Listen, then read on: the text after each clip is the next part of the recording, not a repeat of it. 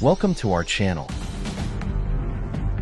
Why you don't hear much about the Queen's youngest son. Prince Edward, the youngest and fourth child of Queen Elizabeth II and Prince Philip, has led a life that often flies under the radar of the public and media.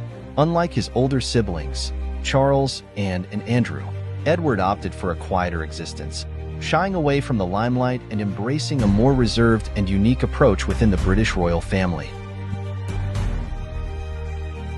Born on March 10, 1964, Edward was raised in the highly traditional setting of Buckingham Palace.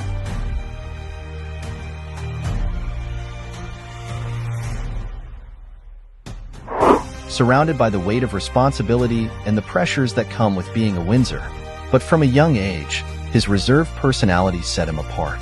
He was known for his discretion and preference for a simpler life, a trait that would follow him throughout his journey.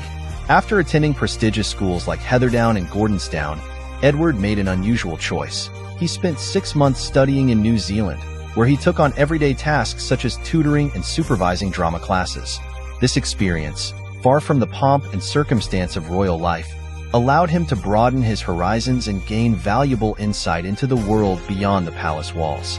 His search for a more down-to-earth life, in itself, already set him apart from the traditional image of royalty.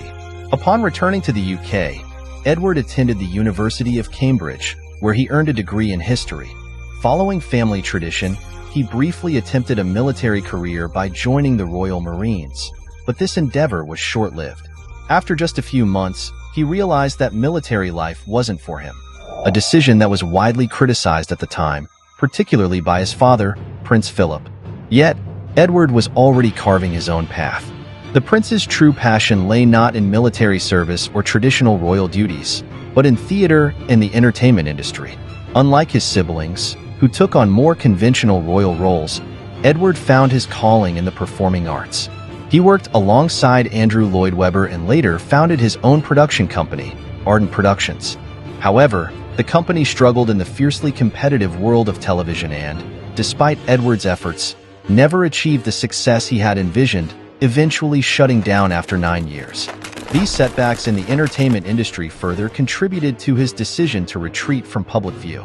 Over time, Edward gradually took on more royal responsibilities, always maintaining a low profile and keeping out of the spotlight. Perhaps this is why we rarely hear about him. Unlike his siblings, who have been at the center of scandals or major royal events, Edward has consistently preferred to work behind the scenes. On a personal level, Edward's life has been marked by his stable and loving relationship with Sophie Rhys-Jones, whom he married in 1999. Their marriage, which quickly made Sophie one of the Queen's favorite family members, mirrors Edward's own quiet and family-oriented lifestyle. The couple, who have 2 children, Lady Louise and James, Viscount Severn, face challenges, including struggles with infertility and complications during Sophie's pregnancies. Yet, as with his professional life, Edward handled these personal trials with a quiet resilience, keeping much of their family struggles out of the public eye. Their daughter, Lady Louise, was born with eye complications, and the family navigated this challenge privately, providing her with love and support. In 2007, the birth of their son, James, brought great joy to the family, cementing the feeling that, despite the challenges they had faced, love and unity prevailed in their household. James's arrival added a new dynamic to the family, and his title as Viscount Severn reflected the family's noble heritage and their resilience. Over the years, Edward has found a balance between royal duties and personal commitments, becoming heavily involved in philanthropic efforts such as the Duke of Edinburgh's Award, which his father founded.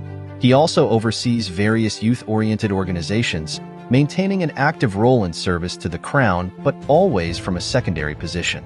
Perhaps because of this conscious choice, he remains largely out of the headlines. Unlike his brothers, Charles, the King, and the hard-working Princess Royal, and Andrew, entangled in scandal, Edward has built a life marked by a combination of duty and discretion. His foray into the entertainment industry was seen as unconventional, but in the end, he returned to what many had expected of him: a prince who would fulfill his responsibilities without the glaring spotlight. Edward rarely finds himself at the center of attention because he chose relative anonymity within the royal sphere. He understands the importance of duty, but at the same time, he found ways to live a life not fully dictated by the pressures of the crown. His journey reflects someone who, even within one of the most watched families in the world, managed to create a bubble of normality and balance. And that is why we seldom hear about him. Prince Edward, the discreet and dedicated youngest son of the Queen, chose to live on the margins of the royal spectacle, focusing on what truly matters: his family, his values, and his service to the nation.